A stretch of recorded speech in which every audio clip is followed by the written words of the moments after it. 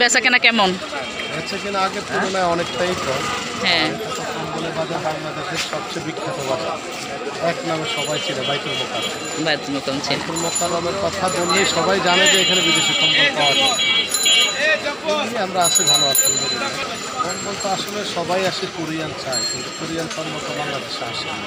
আচ্ছা, সবই China product, India. চায়নাটাই খুব বেশি চলতেছে কোরিয়ান নাম দিয়ে।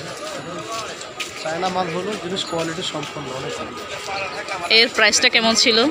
প্রায় সর্বনিম্ন প্রাইস হলো 2500, উপরে 14,000 পর্যন্ত গেছে। সবচাইতে কোনটার উপরে ক্রেতার আকর্ষণ ছিল? কাস্টমার দেখছিল জিরো না? দুবাইয়ের মালগুলো অত্যন্ত ভালো মাল, কোয়ালিটি সম্পন্ন। জিরো আছে, হানিমুন, তরুলা, যেগুলো অনেক কিছু মাল আছে, যে আইটেমগুলো আসলে অ্যাভেলেবেল না, লাকেশ মাল নামে পরিচিত, এই মালগুলো আপনার আমাদের কাছে পাবেন। অত্যন্ত ভালো, গায়ে দিলে আপনি মুসলিম এবং আরামদায়ক ফিল করবেন। তা কম, এত সমস্যা না, আলহামদুলিল্লাহ তাও ভালো হচ্ছে।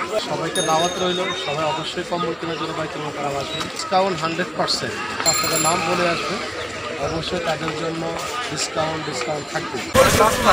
আসসালামু আলাইকুম ভাইয়া, ওয়ালাইকুম আসসালাম। কেমন আছেন? ভালো ইনশাল্লাহ। বেচাকেনা কেমন হচ্ছে? বেচাকেনা কয়েকদিন আগে একটু ভালো ছিল, এখন একটু কম আর কি।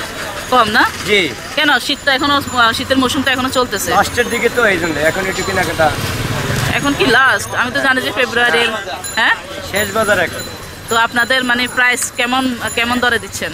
আমরা অনেক মানে কম লাভে দেয় আর কি। যেমন এই যে আচ্ছা, একটা আচ্ছা। কম্বল, এটা অন্য অন্য মার্কেটে ভিআইপি মার্কেটে 4,000 5,000 দাম চাই, আমাদের কাছে একদম 2600 টাকা।